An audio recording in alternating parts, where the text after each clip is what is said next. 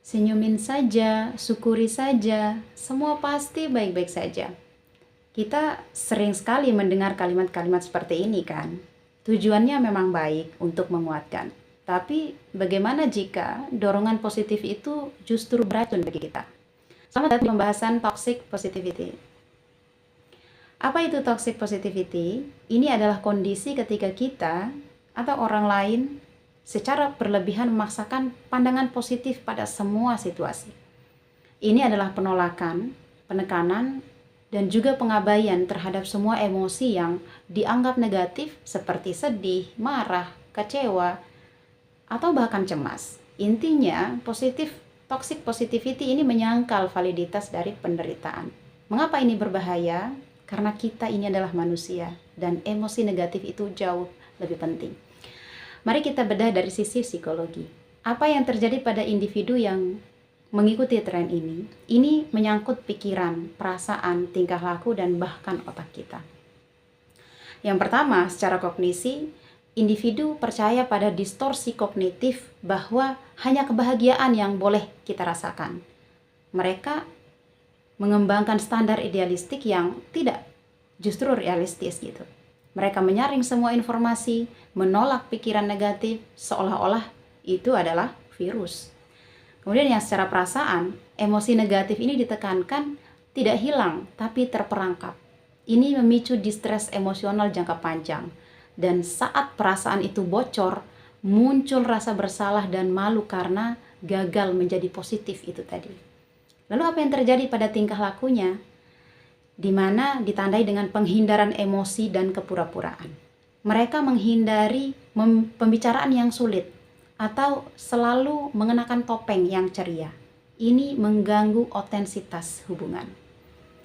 Bagaimana kondisi otaknya? Ketika kita terus-menerus menekan emosi, kita memaksa korteks prefrontal bekerja keras untuk mengendalikan emosi yang dihasilkan oleh amigdala.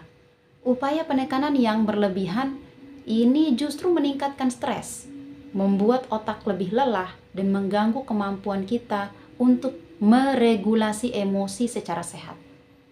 Nah, fenomena ini sangat relevan dengan dua teori besar. Yang pertama, teori regulasi emosi oleh James J. Gross. Toxic positivity ini adalah contoh regulasi emosi yang maladaptif, yaitu suppression atau penekanan. Gross menemukan bahwa menekan emosi justru tidak efektif dan dapat meningkatkan reaksi stres fisik. Teori yang kedua adalah teori kesejahteraan psikologis oleh Carol Reeve. Kesejahteraan sejati itu menumbuhkan penerimaan diri atau self-acceptance secara total, menerima kelemahan, menerima penderitaan kita, dan seterusnya. Toxic positivity merusak fondasi ini karena ia menolak bagian penting dari pengalaman hidup dan pengalaman diri seseorang. Lalu bagaimana kita keluar dari racun ini? Kuncinya adalah validasi emosi. Ingat, it's okay to be not okay. Yang pertama, akui dan namai emosimu. Jangan hanya mengatakan aku sedih. Coba bilang, aku merasakan marah dan kecewa karena ekspektasiku tidak terpenuhi. Semakin itu spesifik, maka itu akan semakin baik. Yang kedua, regulasi bukan penekanan. Alih-alih menekan, coba kelola. Latihan mindfulness, menulis jurnal, atau berbagi perasaan dengan orang lain yang kita percaya. Yang ketiga, berempati tulus. Jika ada orang lain menceritakan masalahnya, jangan langsung memberikan solusi klise. Coba respon dengan bilang, aku bisa melihat ini berat untukmu. Atau ceritain aja lebih lanjut, aku di sini untuk mendengarkan.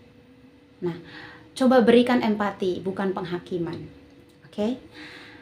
Kepositifan yang sejati itu bukanlah tanpa rasa sakit. Tapi kepositifan yang otentik itu justru muncul setelah kita memproses rasa sakit. Belajar darinya, lalu bangkit kembali. Ingat, emosi Anda adalah kompas Anda. Izinkan semua perasaan untuk ada. Karena hanya dengan menerima kegelapan, kita bisa benar-benar menghargai cahaya. Jangan biarkan dorongan positif yang berlebihan meracuni perjalanan hidup Anda. Sampai jumpa.